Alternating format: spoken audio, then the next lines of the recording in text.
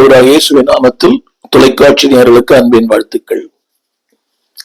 இந்த நாளின் செய்தி 16ஆம் சங்கீதத்திலிருந்து சில கருத்துக்களை உங்களோடு கூட நான் பகிர்ந்து கொள்ளும்படி விரும்புகிறேன். இந்த ஊடகத்தில எனக்குரிய 105 சங்கீதங்களுக்கு விளக்குரை பேசியிருக்கிறேன். பல கோணங்களிலே பேசியிருக்கிறேன். வேதத்தினுடைய சிறப்பு என்னவென்றால், ஒவ்வொரு நாளும் அது வித்தியாசமான அர்த்தங்களை நமக்கு வெளிப்படுத்துகிறது. ஒரு வைரத்தின் தன்மை என்னவென்றால், ஒரு வைரத்தை நீங்கள் ஒரு மூலையில வைத்து ஒரு மேஜையில வைத்து விட்டு எந்த திசையிலிருந்து பார்த்தாலும் வித்தியாசமான நிறங்கள் தெரியும். அதான் வைரம். It always shows different colours. அப்படியானால் இந்த வேதம் வைரத்தை விட மேன்மையானது. எனவேதான் சங்கீதக்காரன் சொன்னான், அநேகமாயிரம் பொன்வெள்ளியை பார்க்கிலும் மோர் தென் கோல்ட் அண்ட் சில்வர். எனவேதான் ஒவ்வொரு நாளும் தேவமனிதனாகிய டாக்டர் பில்லி கிரஹாம் யோவான் 3:16 10,000 முறை பிரசங்கித்திருக்கிறாராம். யோவான் 3:16 10,000 முறை பிரசங்கிக்கும் போதும் 10,000 வித்தியாசமான சத்தியங்களை அவர் அறிந்து கொண்டாராம். எனவேதான் ஒரே வசனம்தான், ஆனால் அதனுடைய கோணங்கள் வித்தியாசம். ஒவ்வொரு தேவ மனிதர்களுக்கும் ஆண்டவர் கொடுக்கிற வெளிப்பாடுகள், ஒவ்வொரு தேவ மனிதரும் அவள் புரிந்து கொண்ட சத்தியம், அவர்கள் உள்வாங்கின சத்தியம், இல்லை என்றால் ஆவியானவர் கற்றுக்கொண்ட சத்தியத்தை ஒவ்வொரு தேவ மனிதனுக்கும் எல்லாருக்கும் ஒன்றுதான். நேற்று கூட நான் ஒரு ஊழியர் கூடுகை போயிருந்தேன்.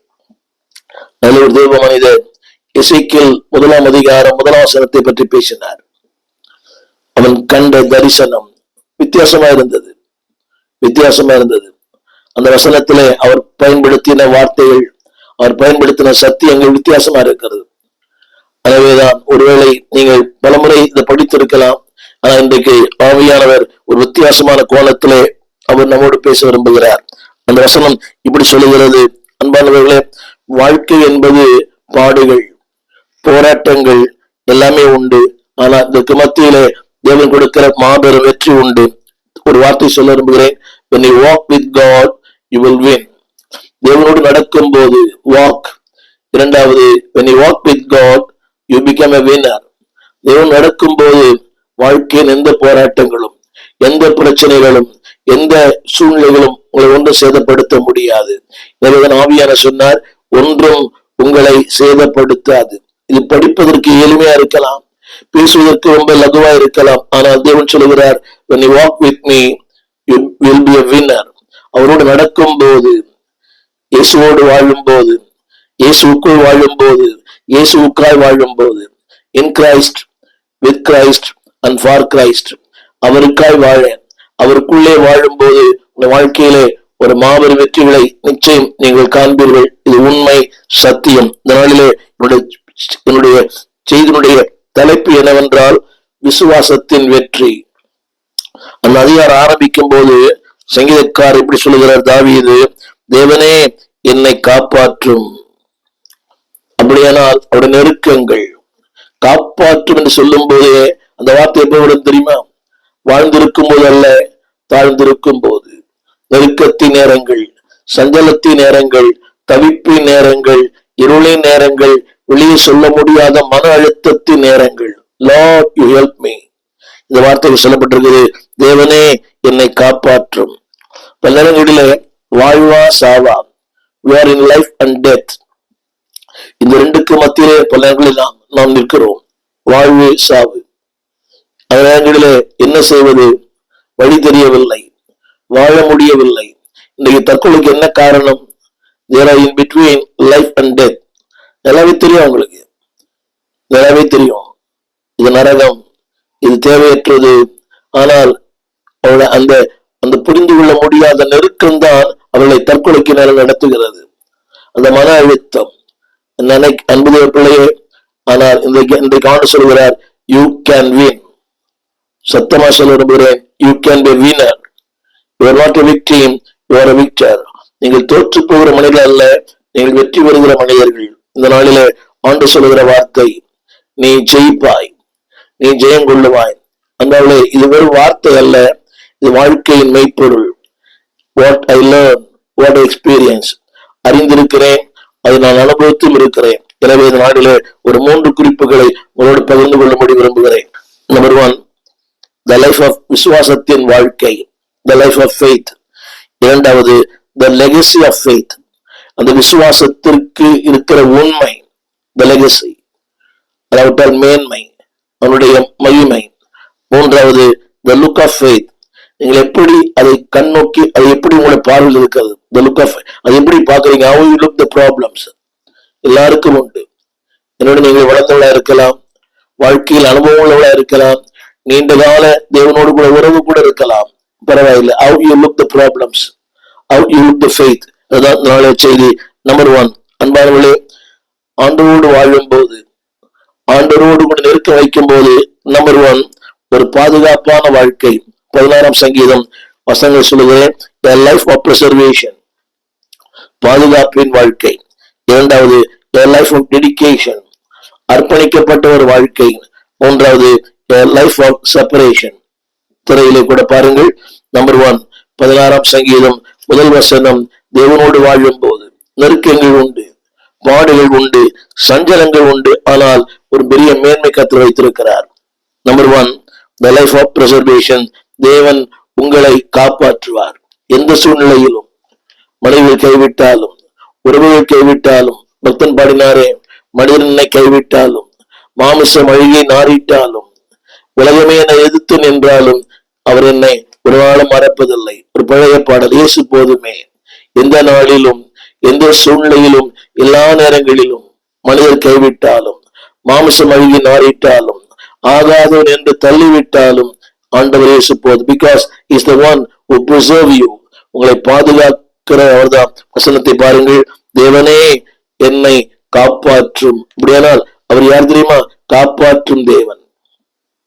இரவும் பகலாக உனக்காக கண் விழித்து, அன்பார்களே, அவருடைய கண்மணி போல உன்னை காப்பாற்றுகிறார். God is the one who preserve you. அந்த preservation என்ற வார்த்தைக்கு அர்த்தம் என்னவென்றால், அதாவது கெட்டு போகிற ஒரு பொருளை பாதுகாத்து பண்படுத்தி பயன்படுத்துகிறது. அதான் preservation என்ற வார்த்தைக்கு அர்த்தம். காப்பாற்றும் என்ற வார்த்தையை விட preserve, நம்ம வீட்டில் இருக்கிற அந்த குளிர்சாதன பெட்டி என்ன பண்ணுகிறது? கெட்டு போகிற ஒரு பொருளை பாதுகாக்கிறது, பண்படுத்துகிறது, பயன்படுத்துகிறது. அதனாலதான் அந்த காய்கறிகள் எத்தனை நாள் வச்சிருந்தாலும் அந்த ஃப்ரிட்ஜுக்குள்ள கெட்டு போகாம இருக்குது. ஒரு பால் கெட்டு போகாம இருக்குது. நான் வைக்கிற பல தின்பண்டங்கள் கெட்டு போகாமல் இருக்கிறது. காரணம் என்னவென்றால், ஒரு ஃப்ரிட்ஜுக்கே அந்த தன்மை இருக்குமானால் நம்மை படைத்தவருக்கு அதோட மேலான ஒரு தன்மை உண்டு. கரங்களை உயர்த்தி ஒரு ஆமேன் சொல்லுங்கள். Is the one who preserve you. இந்த நாள் வரை நாம் பாதுகாக்கப்படுகிறோம். நாள்தோறும் மரணங்கள், நாள்தோறும் விபத்துக்கள், நாள்தோறும் உலகமே ஒரு பரிதாபத்துக்குள்ளே. நம்ம நினைக்கிறோம் அவங்க நல்லா இருக்கிறாங்க, நல்லா ட்ரெஸ் பண்றாங்க, நல்லா என்ஜாய் பண்றாங்க. இல்ல, in other world they are in danger. இது ஒரு ஆபத்துக்குள்ளே, பாதுகாப்பற்ற ஒரு வாழ்க்கை, உதவி இல்லாத ஒரு வாழ்க்கை. ஆனா உங்களுக்கு எனக்கும் ஏழ்மையில் இருந்தாலும், வறுமையில் இருந்தாலும், குடிச்சிருந்தாலும், there is a God who preserves us. ஒவ்வொரு நாளும் நம்மை பாதுகாக்கிறார், உங்களை பாதுகாக்கிறார். எத்தனை பயணங்கள், எத்தனை ஆதாயமானங்கள், எத்தனை சாலை வழியாக நாள்தோறும் போகிறோம். பல நாட்களிலே, கடந்த ஆண்டிலே லட்சக்கணக்கான பிரயாணங்கள், ஆதாயமானங்களிலும் சாலைகளிலும், அன்பானவர்களே, ரயில் பிரயாணங்களிலும், பல நேரங்களில். கடந்த மாதத்தில் கொரியாவிலே பயங்கர குளிர், சாலை எங்கும் ஒரே பனி, ஐஸ் தான் இருபுறங்களிலும். அதாவது ஒரு மலையிலிருந்து கீழே இறங்க வேண்டும். ஒரு மலை உச்சியிலே ஒரு வாரங்கள் ஊழியம், மலை உச்சியிலிருந்து கீழே இறங்க வேண்டும். மிகுந்த ஆபத்து, ஒரு சறுக்குகிறது. நாம் கை வைத்தாலே பல நேரங்களில அங்க இருக்கிற அந்த கைப்பிடி, அந்த கைப்பிடிக்கு மேலேயும் ஐஸ் அப்படியே கட்டிக்கவே படிந்திருக்குது, தொடவே முடியல. பக்கத்துல ஒரு கயிறு ஒண்ணு கட்டிருக்குது அந்த இறங்குவதற்காக. அந்த கயிற்றின் மேலும் அந்த ஐஸ் கட்டி இருக்குது. நான் சொல்ல வந்த உண்மை என்னவென்றால், அப்படிப்பட்ட நேரங்களிலேயும் கர்த்தர் நம்மை பாதுகாக்கிறார். அதிகாலை நான் புறப்படும் போது, காலை மணி 2, அதிகாலை 2 மணி, I left the place. Airport வரணும். அதிகாலை 2 மணி, பயங்கர குளிர், பயங்கர பனி சறுக்கு, எங்கு பார்த்தாலும் வெண்பனி, சாலையே தெரியவில்லை. நான் சொல்ல வந்த உண்மை என்னவென்றால், God preserve, தேவன் உங்களையும் என்னையும் இதனால் வரையும் பாதுகாத்தார், இனிமேலும் நம்மை பாதுகாப்பார். முதல் குறிப்பு என்னவென்றால், விசுவாசத்தின் வாழ்க்கையின் முதல் குறிப்பு the life of faith, அதாவது the life of preservation, ஒரு பாதுகாப்பான வாழ்க்கை. இரண்டாம் சொல்லுகிறேன், அது அர்ப்பணிக்கப்பட்ட வாழ்க்கை. 2ஆம் வசனத்திலே அவர் சொல்லுகிறார், 2ஆம் வசனம் 3ஆம் வசனம், ஆண்டவர் எதிர்பார்க்கிறதெல்லாம் நீ அவர் உனக்கு ஆண்டவராக இருப்பது மட்டுமல்ல, அதுல ஒரு வார்த்தை சொல்லப்பட்டிருக்கிறது, என் செல்வம் உமக்கு வேண்டியதா இராமல். சொல்வீங்களா? அர்ப்பணிக்கப்பட்ட ஒரு வாழ்க்கை. என் செல்வம் உமக்கு வேண்டியதில்லை. எவ்வளவு பெரிய செல்வந்தரா இருக்கலாம், மல்டி மில்லியனரா இருக்கலாம், அது நிரந்தரம் அல்ல. செல்வம் என்ற வார்த்தையே, அந்த செல்வம், திரையில் பாருங்கள், செல்வம், அவருடைய வார்த்தையே செல்வம். செல்வம் என்ற வார்த்தையை, எனவே அழகான ஒரு வார்த்தையை தாவீது பயன்படுத்துகிறார், என் செல்வம் உமக்கு வேண்டியதில்லை. இந்த ஜனங்களுக்குள்ளே ஒரு நிலைக்கு வந்தவுடனே, உண்மை நான் சொல்வது, ஏழ்மையா வருகிறார்கள், கர்த்தரை உயர்த்துகிறார், கண்ணே தெரியல. ஏழ்மையா வருகிறார்கள், கர்த்தரை உயர்த்துகிறார், ஒண்ணுமே புரியல. வேண்டாம் அன்பானவர்களே, the life of preservation will lead into life of dedication. அந்த பாதுகாப்பின் வாழ்க்கை அன்பானவர்களே உங்களையும் என்னையும் ஒரு அர்ப்பணிப்பின் வாழ்க்கைக்குள் நடத்த வேண்டும். அந்த வார்த்தை சொல்லப்பட்டிருக்கிறது, அந்த வார்த்தை, அது என் செல்வம் உனக்கு வேண்டியதாயிராமல். 3ஆம் வசனத்தை படிக்கிறேன். காரணம் தெரியுமா? அவர் அவருடைய முழு பிரியத்தையும் என் மேல் வைத்திருக்கிறார். A life of dedication. திரும்ப அந்த வார்த்தை படிக்கிறேன். 2ஆம் வசனம், நீர் என் ஆண்டவராயிருக்கிறீர். உலகம் அல்ல, பொருட்கள் அல்ல, செல்வங்கள் அல்ல, உறவுகள் அல்ல, சுற்றங்கள் அல்ல, நட்பு அல்ல, நீர் என் ஆண்டவராக இருக்கிறீர். ஆண்டவர் என்ற வார்த்தைக்கு boss, you are my boss, என் முதலாளி. எதை செய்தாலும் இந்த முதலாளி கேட்டு செய்வேன். நான் எங்கே போக வேண்டும், முதலாளி கேட்பேன். பாஸ் என்ற வார்த்தைக்கு தான் பொருள். இன்னைக்கு அவர் கேட்டாலும் செய்றீங்களா? உடைய திருமணங்கள், உடைய தொழில், உடைய வியாபாரம், உடைய வாழ்க்கை, உடைய பயணங்கள் எல்லாம் அவர் கேட்டு நடக்குதான்? You are my boss. அவர்கிட்ட உத்தரவு கேளுங்க. இது அடிக்கடி தாவீது சொல்லுகிறார். பின் தொடரலாமா, தொடர வேண்டாமா? யோசபாத் யுத்தம் செய்யலாமா, யுத்தம் செய்யக்கூடாதா? தேவனுடைய மிகப்பெரிய அந்த அந்த உணர்வு. நீங்க ஒருவேளை அறிவாளியா இருக்கலாம், ரொம்ப ஜீனியஸா இருக்கலாம், மிகப்பெரிய ஒரு செலிபிரிட்டியா இருக்கலாம், பட் ஸ்டில் ஒரு வாழ்க்கையை கேட்க வேண்டிய கேள்வி, நீர் என் ஆண்டவரா இருக்கு. Life of dedication. என் செல்வம் உமக்கு தேவையில்லை, என் அறிவு உமக்கு தேவையில்லை, என் ஞானம் உமக்கு தேவையில்லை, என் புகழ் உமக்கு தேவையில்லை, நீர் மாத்திரம் போதும். முதலா சொன்னேன், a life of preservation, விசுவாசத்தின் வாழ்க்கை என்பதுதான். இரண்டாவது, a life of dedication. மூன்றாவது, a life of separation, புரிந்து வாழ்கிற வாழ்க்கை. இன்னைக்கு விசுவாசம் போ நிறைய இந்த உலகத்துல வருது. கார் தருவார், வீடு தருவார், பங்களா தருவார், எல்லாம் அது விசுவாசம். விசுவாசம் என்ற வார்த்தையின் பொருளே வேற. forget all, I trust him. எல்லாவற்றையும் மறந்து அவருக்கு பின் செல்லுவேன். இன்னைக்கு விசுவாச போதனையே செழிப்பு. இந்த உலகத்துல வருகிற பலரை பார்க்கிறேன். அந்த உடை அலங்காரம், சிகை அலங்காரம், அவருடைய மேக்கப், அங்க இருக்கிற மின் ஒளிகள், அதெல்லாம் விசுவாசம். நமக்கு முன்னோடி வாழ்ந்த எத்தனையோ பசுத்தவான்கள் ஏழ்மையிலும் வறுமையிலும் எளிமையிலும் இல்லாமையிலும் அன்பாலே வாழ்ந்தார்கள். சாதி இயேசுதாஸ் ஐயா அவர்கள், சுந்தரம் அவர்கள், எத்தனையோ பேர் தமிழகம், இந்தியா முழுவதும் ஏழ்மையிலும் வறுமையிலும் வாழ்ந்தவர்கள் எளிமையாக. பேட்ரிக் ஜோஷுவா அவர்கள், அவருடைய சாட்சியை கேட்டுவாங்க. அவர் எப்பொழுதுமே அதாவது சாதாரண ஸ்லீப்பர்ல தான் போவாராம், நாட் ஏசி. அதே அந்த ஒயிட் ஷர்ட், அந்த காக்கி பேண்ட் தான். அவருடைய வாழ்க்கையில கொஞ்சம் கூட அம்மாவுடைய உயர்ந்த நிலையிலும் கூட அவர் அதை ஏற்றுக்கொள்ளவில்லை. ஒரு மிகப்பெரிய இயக்கத்தின் தலைவர், நண்பர் சுஜபக்கு இயக்கத்துடைய தலைவராக பல ஆண்டுகள் அவர் ஊழியம் செய்தார். He can fly. ஆனால் அவருடைய வாழ்க்கை மிக எளிமையான வாழ்க்கை. இன்றைக்கு அவர் பேசுகிறார். என்னை கேட்டுக்கொண்டிருக்கிற அன்புடைய பிள்ளையே, உன் வாழ்க்கையில ஒரு அர்ப்பணம் உண்டா? ஆண்டவருக்காக அனுபவிக்கலாம், யூ கேன் என்ஜாய், ஆனால் ஆண்டவருக்காக எல்லாம் செய்யலாம், ஆனால் ஆண்டவருக்காக எப்படியும் வாழலாம், ஆனால் இயேசுவுக்காக. ஒரு வாழ்க்கை, அது உமக்காக. விசுவாச வாழ்க்கை என்பது number 1, a life of preservation. இரண்டாவது, a life of dedication, அர்ப்பணிக்கப்பட்ட ஒரு வாழ்க்கை. நமது உண்மையிலே பார்க்கிற எத்தனையோ பசுத்தவான்கள் ஒரு வில்லியம் கேரி, ஒரு ஸ்டெயின் கிரகாம், இவருடைய வாழ்க்கையெல்லாம் பார்த்து பாருங்களேன். அர்ப்பணிக்கப்பட்ட தேசத்துல மறித்த எத்தனை பெரிய தெய்வ மனிதர்கள், மேல்நாட்டு மிஷினரிகள் தேசத்துல தியாகம் பண்ணி மறித்திருக்கிறார்கள். ஒன்று தெரியுமா? அவருடைய சீதோஷ் நிலை வேறு, நம்முடைய சீதோஷ் நிலை வேறு. அங்கே பொல்யூஷனே கிடையாது. அங்கே இந்த ஏர் பொல்யூஷன் கிடையாது. நம்ம ஊர்ல நிறைய இருக்குது. அங்கே கொசு அதிகமா இல்லை, நம்ம ஊர்ல நிறைந்து இருக்கிறது. எல்லாமே வித்தியாசம். அந்த சாலைகள் வித்தியாசம், உணவு வித்தியாசம். ஆனால் இதெல்லாம் மறந்து கிராமங்களிலே, பட்டி தொட்டிகளிலே, நெல்லையிலே, கன்னியாகுமரியிலே, அதுபோல வட பிரதேசங்களிலே தங்களே தியாகம் பண்ண எத்தனையோ பக்தர்கள் இருக்கிறார்கள். Because there is a life of dedication, அர்ப்பணிக்கப்பட்ட ஒரு வாழ்க்கை. மூன்றாவது நான் சொல்லுகிற தலைப்பிட வெற்றியுள்ள வாழ்க்கைக்கு என்னெல்லாம் தேவை? நம்பர் ஒன் தேவனால் பாதுகாக்கப்படுகிறோம். நம்பர் 2 தேவன் டெடிகேஷன். மூன்றாவது லைஃப் ஆஃப் செப்பரேஷன். 16ஆம் அதிகாரம் 4ஆம் வசனம் அதுல சொல்லப்பட்டிருக்கிறது. 4ஆம் வசனம், நான் அந்நிய தேவனை பின்பற்றுவளாய் இராமல், அந்நிய தேவர்களை பின்பற்றுவளாய் இராமல். இன்னைக்கு துக்கமான ஒன்று, கிறிஸ்தவ குடும்பங்களிலே எல்லா பண்டிகை கொண்டாடப்படுகிறது. உலகம் கொண்டாடுகிற எல்லா பண்டிகையும் இன்னைக்கு கிறிஸ்தவ கொண்டாடுகிறார்கள். தீபாவளி, பொங்கல், ஆயுத பூஜை எல்லாமே கிறிஸ்தவடைய நடக்கிறது. துக்கமான ஒன்று.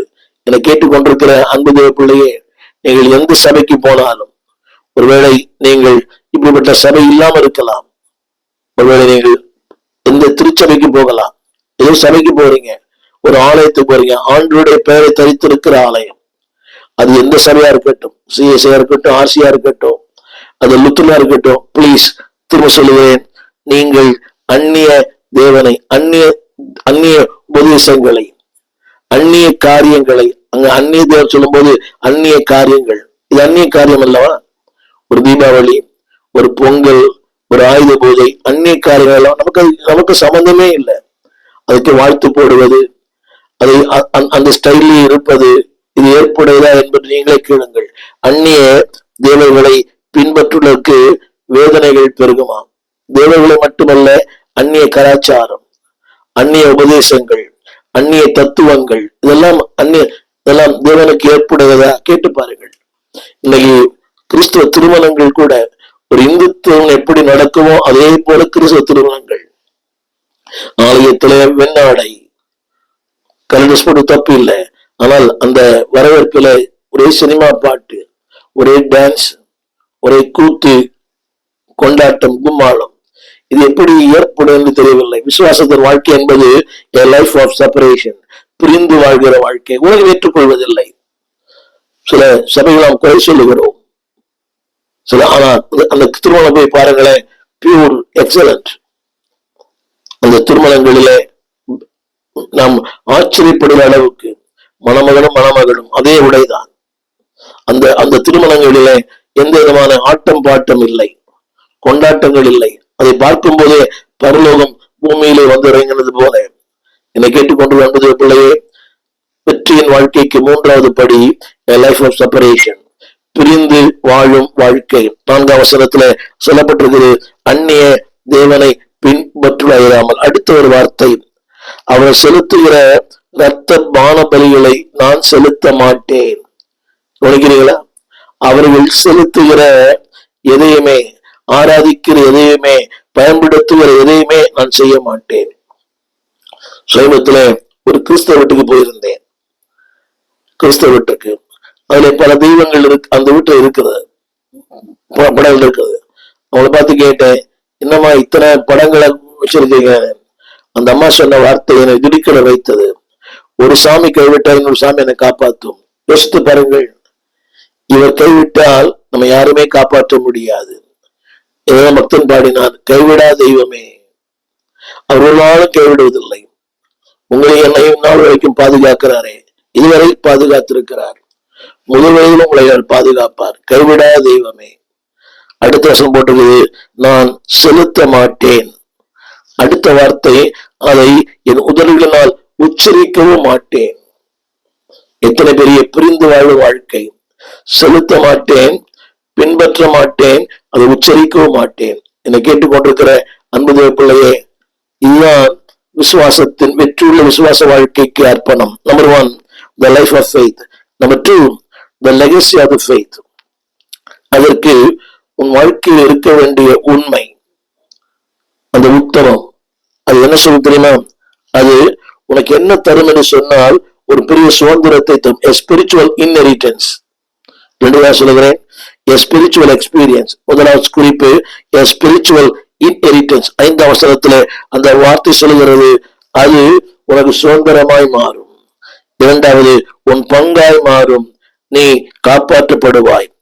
இன்னென்று சொன்னால் அது ஒரு சுதந்திரமாய், தேவனுடைய ஆசீர்வாதங்கள், நன்மைகள். திரும்ப சொல்லுகிறேன், கர்த்தர் என் சுதந்திரம். அவருடைய கருப்பொருள் என்னவென்றால் God's blessings are mine. தேவனுடைய ஆசீர்வாதங்கள் என்னுடையது, அவருடைய கிருபைகள் என்னுடையது, நன்மைகள் என்னுடையது, என் சுதந்திரம். சத்தமா சொல்லலாமா? இந்தியாவிலே சுதந்திரம் பெற்ற இந்தியாவிலே வாழ்கிறோம், இன்னும் நமக்கு சுதந்திரம் இல்லை. நாம் ஒடுக்கப்படுகிறோம், உடைக்கப்படுகிறோம், அடிக்கப்படுகிறோம். விடுதலை ஆராதிக்க நம்மால முடியவில்லை. எத்தனை ஆலயங்கள் தீக்கொளுத்தப்படுகிறது, எத்தனை ஊழியர்கள் அடிக்கப்படுகிறார்கள். ஆனால் தேவன் சொல்கிறார், I am your inheritance. நானே உன் சுதந்திரம். கரங்களை உயர்த்தி, கிறிஸ்துவுக்காக இழந்த யாரும் தரித்திரரானதில்லை. ராஜ்ய மேன்மைக்காக கஷ்டப்பட்டு நஷ்டப்பட்டதில்லை. அதாவது அந்த வெற்றியுள்ள வாழ்க்கைக்கு தேவன் கொடுக்கிற முதல் ஆசீர்வாதம் ஸ்பிரிச்சுவல் இன்ஹெரிட்டன்ஸ், ஆவிக்குரிய சுதந்திரங்களை அவர் கொடுக்கிறார். இரண்டாவதாக ஸ்பிரிச்சுவல் எக்ஸ்பீரியன்ஸ். படிக்க கேளுங்கள், 6ஆம் வசனத்திலே, 6ஆம் வசனம், நேர்த்தியான இடங்களிலே உனக்கு பங்கு, சிறப்பான சுதந்திரம் உனக்கு உண்டு. கரங்களை உயர்த்தி ஒரு ஆமென் சொல்லுங்களா? திரும்ப சொல்லுவேன், ஸ்பிரிச்சுவல் எக்ஸ்பீரியன்ஸ். முதல் குறிப்பு நேர்த்தியான இடங்கள், இரண்டாவது சிறப்பான ஒன்று. அன்பு பிள்ளைய, அது அனுபவிச்சவங்களுக்குதான் தெரியும். நேர்த்தியான இடங்கள், நேர்த்தியான இடங்கள் சொல்லிக்கொண்டே போகலாம். ஒரு சின்ன கிராமத்துல பிறந்து வளர்ந்து இன்னைக்கு உலகமெங்கும் தேவனால் பயன்படுத்தப்படுகிற பல ஊழியர்கள் இருக்கிறார்கள். உலகமெங்கும் பேர் தெரியாத, முன்பின் தெரியாத. அப்படியானால் சிறப்பான சுதந்திரத்தை தந்திருக்கிறார். அது மட்டுமல்ல, அடுத்த வசனம், நேர்த்தியான இடங்களிலே, உலகத்தின் பல தேசங்களிலே, பல பாகங்களிலே பல முறை அவனுடைய ஊழியத்தை செய்ய தேவன் வாசல்களை திறந்தார், அனுக்கிரகம் பண்ணினார். அதற்கு இங்கே சொல்ல வேண்டிய அவசியம் இல்லை. நேர்த்தியான இடங்கள், உலகத்துல பல நேர்த்தியான இடங்கள் இருக்கிறது. ஐரோப்பிய நாடுகளிலே, ஆசிய நாடுகளிலே, அமெரிக்க நாடுகளிலே, வட அமெரிக்கா, தென் அமெரிக்கா, ரஷ்யா, ஆப்பிரிக்க நாடுகளிலே. நான் சொல்ல அந்த வார்த்தை, அந்த இடங்களிலே பங்கு கிடைத்தது. அவரை பற்றி பேச, அவருடைய வார்த்தையை சொல்ல, அவரை குறித்து அறிவிக்க, அந்த சத்தியத்தை அவரோடு பேச, நேர்த்தியான இடங்களிலே, சிறப்பான இடங்களிலே 32,000 பேருக்கு மத்தியில். இது தெரியுமா? இதுதான் உண்மையான விசுவாசத்திற்கு தேவன் கொடுக்கிற வெகுமதி. அந்த வெகுமதியை நிச்சயம் கர்த்தர் உங்களுக்கு தருவார். நேர்த்தியாளங்களும் கொண்டு போவார். என்னை கேட்டுக்கொண்டு அன்புடைய பிள்ளையே, மண்ணுக்காக மாணிக்கத்தை விட்டு விடாதே. அதுல வேணா சொல்லிக்கலாம், கர்த்தர் என்னை இப்படி சொல்லிட்டாரு, இங்கதான் இல்ல, பூமியின் எல்லா இடங்களிலேயும் உலகத்தின் சகல தேசத்துகளை கர்த்தர் கொண்டு போவார். அப்படிதான் சொன்னார், பூமியின் எல்லை எங்கும் எனக்கு சாட்சியா இருப்பீர்கள். என்னை கேட்டுக்கொண்டிருக்க அன்புடைய பிள்ளையே, God's inheritance. இரண்டாவது ஸ்பிரிச்சுவல் எக்ஸ்பீரியன்ஸ். 6ஆம் வசனத்துல படிக்கிறேன் கேளுங்க. 6ஆம் வசனம், நேர்த்தியான இடங்களிலே உன்னை கொண்டு வரும் ஒரு அனுபவம், உன்னத அனுபவம். நான் இடத்தை பற்றி மட்டும் சொல்லல, இடத்தை பற்றி மட்டுமல்ல, அந்த உங்களுடைய ஸ்டேட்டஸ், உங்களுடைய ஆவிக்குரிய வாழ்க்கையின் தரம். சொல்லுங்க, நேர்த்தியாய். நீங்க நிறைய பேர் பாருங்களேன், ஏழ்மையிலும் வறுமையிலும் இல்லாமையிலும், அன்பானவர்களே, சொல்ல முடியாத இடத்துல வாழ்ந்தவர்களும் இன்னைக்கு நேர்த்தியாடல கற்றுக்கொண்டு வந்திருக்கிறார். நான் வடசென்னையில் இருக்கிறேன். வடசென்னை என்று சொன்னாலே அங்கே அதிகமான அடிதடி, அதிகமான பின்தங்கின இடம். சென்னையில, வட சென்னையில பின்தங்கிய கொலைகள், கற்பழிப்பு வட சென்னையில. என்னை போன்ற ஆயிரக்கணக்கான ஊழியர்கள் வட சென்னையில் இருக்கிறார்கள். ஆனால் அந்த இடத்திலையும் ஆண்டவருக்கு என்று பிரகாசிக்கிற அனைத்து மனிதர்களை கர்த்தர் வைப்பிருக்கிறார். சொல்லுவது சத்தியம் என்னவென்றால், the legacy of the faith. உண்மையா இருப்பாயானால், உத்தமமா இருப்பாயானால் நேர்த்தியான இடங்களிலே உன்னை கத்தர் கொண்டு போவார். அது மட்டுமல்ல, சிறப்பான சுதந்திரத்தை உனக்கு தருவார். இந்த முதல் குறிப்பு the life of faith. விசுவாசத்தின் வாழ்க்கை என்றால் புரிந்து வாழ்கிற வாழ்க்கை, அர்ப்பணிக்கப்பட்ட வாழ்க்கை, தேவனால் போஷிக்கப்படுகிற வாழ்க்கை. இரண்டாவது the legacy. அந்த விசுவாசம் கொடுக்கிற ஆசீர்வாதங்கள்.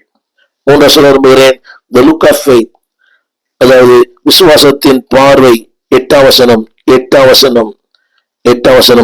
கர்த்தரை எப்பொழுதும் எனக்கு முன்பாக வைத்திருக்கிறேன். கடினம், சோர்வுகளிலே, இல்லாமையிலே, தோல்வியிலே, நிந்தனையிலே, அவமானத்திலே, பாடுகளிலே தேவன் சொல்கிறார், கர்த்தரை எனக்கு முன்பாக நான் வைத்திருக்கிறேன். அதுதான் தேவன் எதிர்பார்க்கிற ஒரு வாழ்க்கை. இதாவது சொல்கிறார், கர்த்தரை எனக்கு முன்பாக. சவுல் வருகிறார், அப்சலோம் வருகிறான், பெலிஸ்தர் வருகிறார்கள், கோலியாத் வருகிறான். கர்த்தர் எனக்கு முன்பாக. என்னை கேட்டுக்கொண்டிருக்கிற அந்த அனுபவம் சில இல்லாம இருக்கலாம். அந்த அனுபவத்தை தேவன் தரும்படியா ஜெபிப்போம். கர்த்தர் எனக்கு முன்பாக. சூழ்நிலை வரும்போது மறந்து விடுகிறது, வியாதி வரும்போது மறந்து விடுகிறது. எனக்கு ஏன் இந்த வியாதி, எனக்கு ஏன் இந்த பாடுகள், எனக்கு ஏன் இந்த போராட்டம்? நீதியாய் வாழ்ந்தேனே, உண்மையாய் வாழ்ந்தேனே, உத்தமமாய் வாழ்ந்தேனே. பலமுறை சொல்லி இருப்பேன். 10 அடைப்புகள் உள்ளே 5 குழாய்கள் உள்ளே போடப்பட்டிருக்கிறது. என்னுடைய காலிலும் தொடர்பு எடுத்து 5 குழாய்கள் போடப்பட்டிருக்குது. 18 ஆண்டுகள் ஆயிற்று. பல யோசிப்பேன், எந்த கெட்ட பழக்கமே இல்லை. முழுக்க ஒரு சைவ குடும்பத்திலே பிறந்து என்னை கேட்டிருக்கொண்டு அன்புடைய பிள்ளையே. ஆனாலும் சில நேரங்களிலே God allows that. ஒன்று தெரியும், அதாவது கர்த்தரை எனக்கு முன்பாக. நான் மருத்துவமனையில் அனுமதிக்கப்பட்ட போது எனக்கு பக்கத்துல ஒரு கிறிஸ்தவர் இருந்தார். அவர் பெயர் கிறிஸ்தவரா உண்மை கிறிஸ்தவரா தெரியாது. அவர் சொன்ன ஒரு வார்த்தை, அந்த ஐசியூல என்னை காத்து கேட்டார், ஐயா, நான் ஆண்டவர் அறியாதவன், எனக்கு பல தீய பழக்கங்கள் இருக்கிறது, நான் இங்க இருக்கிறேன், நியாயம். நீங்கள் ஒரு தவறும் செய்யாம அந்த இரவு நேரங்களிலே அந்த வலி தாங்க முடியாம இயேசுவே இயேசுவே இயேசுவே கதறி அழுகிற பல சத்தங்கள், வலி தார முடியாது. அந்த ஓப்பன் ஹார்ட் சர்ஜரி அந்த நாட்கள்ல, அதாவது எந்த பக்கமும் காலிலேயும் வலி, அந்த ஓப்பன் அப்படியே இந்த இதயம் பிளந்து இருக்கிறது, எலும்புகள் வலி, கையில ட்ரிப்ஸ் ஓடுது, இந்த ஆக்சிஜன் இருக்குது, வலி தாழ முடியாத நிலைமை. அவர் பார்த்து கேட்டார், இயேசுவே இயேசுவேன்னு சொல்றீங்களே, அந்த இயேசுவே உங்களை காப்பாத்தலையே, அவர் இப்படி அமைதியா இருக்கிறாரு. என் நண்பு தேவர்கள் அப்படிப்பட்ட நேரங்கள் கூட தேவனை நான் எனக்கு முன்பாக வைத்திருக்கிறேன். அந்த ஐசியூவிலே, அப்போலோ மருத்துவமனையில பல முகங்கள் மூடப்படுவதை நான் பார்த்தேன், கண்ணார பார்த்தேன். ஒரு நாளும் என் நண்பு பிள்ளையே, எல்லா சூழ்நிலையிலும் கீப் கிரைஸ்ட் பிஃபோர் யூ. அவருக்கு முன்பு அவனை நிறுத்து, நிச்சயம் வெற்றி தருவார். You cannot be a victim, you can be a victor. நீ தோற்று போகிறவன் அல்ல, நீ ஜெயம் எடுக்கிறவன். இந்த முதல் குறிப்பு the look of faith. கவனிங்கள், நான் சொன்ன வார்த்தை ஸ்டெபிலிட்டி. உறுதியாயிருங்கள், உண்மையாயிருங்கள், உத்தமமாயிருங்கள், ஸ்திரமாயிருங்கள். ஸ்டெபிலிட்டி. 8ஆம் வசனம், நான் கர்த்தரை எனக்கு முன்பாக வைத்திருக்கிறேன். இரண்டாவதாக 9ஆம் வசனம் அங்கு சொல்லப்பட்ட வார்த்தை அந்த சின்சியாரிட்டி. 9ஆம் வசனம், ஆகையால் என் இதயம் பூரித்தது, என் மகிமை களி கூர்ந்தது, என் மாம்சமும் நம்பிக்கையோடு தங்கி இருக்கிறது. கரங்களை உயர்த்தி ஒரு ஆமென் சொல்லாமா? திரும்ப, தட் இஸ் ஒரு சின்சியாரிட்டிக்கு தேவன் கொடுக்கிற வெகுமதி என்னவென்றால், கவனியங்கள், 9ஆம் வசனம், உங்கள் இதயம் பூரிக்கும், உங்கள் மகிமை களி கூறும், உங்கள் மாம்சம் நம்பிக்கையோடு தங்கி இருக்கும். முடிந்தால் ஒரு ஆமீன் சொல்லுங்கள். நிச்சயமாக செய்வார். அதான் the sincerity of the faith life. விசுவாசத்தின் வாழ்க்கைக்கு தேவன் கொடுக்கிற வெகுமதி. முடிவாக ஒன்று சொல்ல முடிகிறேன். முடிவாக முடிவாக the sufficiency, தேவன் உங்களுக்கு போதுமானவராயிருப்பார். 11ஆம் வசனத்துல உம்முடைய ஆனந்தமும் நித்திய பேரின்பமும் உண்டு. ஆனந்தமும் நித்திய பேரின்பம், சஃபிஷியன்சி. உங்களுடைய வாழ்க்கையில எது தேவையோ அதை தந்து உங்களை ஆஸ்வதிப்பார். வசனம் படிக்கிறேன். பரிபூர்ண ஆனந்தம். இரண்டாவது நித்திய பேரின்பம். இது உலகத்திலே கிடைப்பதில்லை. You cannot buy. எங்கும் உழை கொடுத்து வாங்க முடியாது. அவர் தேவன் சொல்லுகிற அந்த வசனத்தை படிக்கிறேன். உண்டு. நித்தியமானது, உறுதியானது, நிரந்தரமானது உண்டு. தட் மீன்ஸ் அது ஒரு பிரசம்ஷன் அல்ல, யூகம் அல்ல, நிச்சயம் உனக்கு உண்டு. என்னை கேட்டுக்கொண்டிருக்க அன்பு பிள்ளையே, உன் வாழ்க்கையில எந்த சூழ்நிலையிலும் ஒவ்வொரு நாளும் ஆல்வேஸ் அப்வர்ட், மேல் நோக்கி பாருங்கள், கீழ் நோக்கி அல்ல. இது கணிதம் தான். நானும் வளர்ந்து விட்டேன்னு சொல்ல முடியாது. பல சூழ்நிலை பார்க்கிறோம், சுற்றிலும் பார்க்கிறோம். But look upward. நீ மேல் நோக்கி பார்க்கும் போது வேதம் சொல்லுகிறது, அன்பான தேவ பிள்ளைகளே, நான் சொன்னது 3 வார்த்தைகள். பாதுகாக்கப்படுவீர்கள், சுதந்திரத்தை பெற்றுக் கொள்ளுவீர்கள், ஆனந்தத்தை பெற்றுக் கொள்வீர்கள், பேரின்பத்தை பெற்றுக் கொள்வீர்கள்.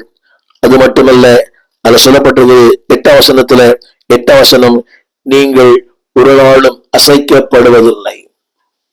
சூழ்நிலை அசைக்கலாம், மனிதர்களை அசைக்கலாம், சந்தர்ப்பம் அசைக்கலாம். நான் அதன் வழியை கடந்து போயிருக்கிறேன். என்னுடைய விசுவாசிகளால, உடன் ஊழியர்களாலே நிறைய அசைக்கப்பட்டிருக்கிறேன். பொது வழியில கேவலமாய் பேசப்பட்டிருக்கிறேன். ஆனா ஒண்ணு தெரியும், நான் அசைக்கப்படுவதில்லை. என்னை கேட்டுக்கொண்டிருக்கிற அன்பு தேவ பிள்ளைகளே, திரும்ப சொல்கிறேன், the life of faith, the legacy of the faith.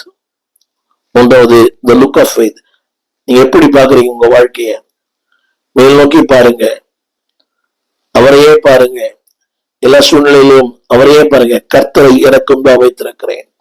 அவர் வாழும்போது நித்திய பேரின்பம், மேலான வாழ்க்கை, உயர்வான வாழ்க்கை, உன்னதமான வாழ்க்கை, மகிமையான வாழ்க்கை, பாதுகாப்பான வாழ்க்கை தேவன் நிச்சயம் உங்களுக்கு வாக்கு பண்ணியிருக்கிறார்.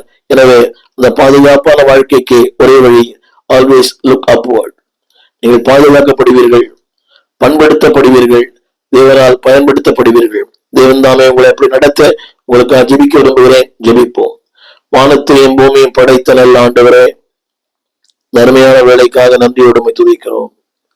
எச்சரிக்க இருக்கிற ஒருவருடைய வாழ்க்கையிலையும் ஆண்டவரே, நீர் காப்பாற்றுகிற தெய்வமாய், பாதுகாக்கிற தெய்வமாய், பராமரிக்கிற தெய்வமாய், மேன்மைகளையும் மகிமைகளையும் கொடுக்கிற ஒரு தெய்வமாய் நீர் இருந்து நடத்த வேணும் என்று வேண்டுகிறோம். காப்பாற்றும் காவலன் நீரே. இதை காப்பாற்றுகிற காவலன் நீர் மட்டும்தான் ஆண்டவரே. உலகம் அல்ல, உறவுகள் அல்ல, சொந்தங்கள் அல்ல. You are the one who always preserves. எங்களை காப்பாற்றுகிறீர், எங்களை பண்படுத்துகிறீர், எங்களை பயன்படுத்துகிறீர். இந்த மேலான வாழ்க்கைக்காக நன்றி நன்றி நன்றி நன்றி. வைத்திருக்கிற அந்த பேரின்பம், வைத்திருக்கிற அந்த மகிமை, வைத்திருக்கிற நேர்த்தியான இடங்கள், வைத்திருக்கிற சிறப்பான சுதந்திரங்களை நாங்கள் பெற்றுக்கொள்ள எங்களுக்கு சகாயம் பண்ணும். உடைய அன்பின் கரங்களிலே தாழ்த்துகிறோம். ஆட்கொள்ளும், ஆசீர்வதியும், நன்மைகளால் நிரப்பும். ஆண்டவர் இயேசுவின் நாமத்தில் நல்ல பிதாவே, ஆமென். அன்பான தேவனுடைய பிள்ளைகளே, ஊடகத்திலே பார்க்கிறவர்கள், தொலைக்காட்சியிலே பார்க்கிறவர்கள், இந்த ஊழியத்தை தாங்க அன்பாய் கேட்கிறேன். பல தொலைக்காட்சியிலே சேனல்களிலே ஒளிபரப்பாகிறது. அதிகமான பொருட்செலவு, அதிகமான தேவைகள் உண்டு. உங்களுடைய ஜபங்களையும் உங்களுடைய உதவிகளையும் நாடுகிறோம். உங்களுடைய ஜிபே நம்பர் இங்க இருக்கிறது. முடிந்தால் ஜெபியுங்கள். தேவன் ஏவினால் இந்த ஊழியத்தை தாங்குங்கள். உங்களுடைய பொருளாதாரம் அநேக மக்களுக்கு ஆசீர்வாதமா இருக்கும். இன்னும் அநேக தொலைக்காட்சி நிகழ்ச்சிகளிலே இந்த நிகழ்ச்சிகளை ஒளிபரப்ப ஏதுவாயிருக்கும். ஜெபியுங்கள், பங்குதாரங்கள். பரலோக ராஜ்யத்துல மேலான மகிமையான ஆசீர்வாதத்தை பெறுவீர்கள். ஆமென். God bless you. எங்கள் விலாசம் போதகர் ஸ்டீபன் தேவகுமார், திறந்த வாசல் சபை, நம்பர் 65, பரமானந்த தெரு, 7 கிணறு, சென்னை 6003 001. தொடர்புக்கு 9841839287. மேலும் 04443183330. எங்கள் மின்னஞ்சல் stephenopendor@gmail.com. எங்கள் தேவ செய்திகளை யூடியூப் சேனலில் பார்த்து பயனடையுங்கள். தேவன் உங்களை ஆசீர்வதிப்பாராக.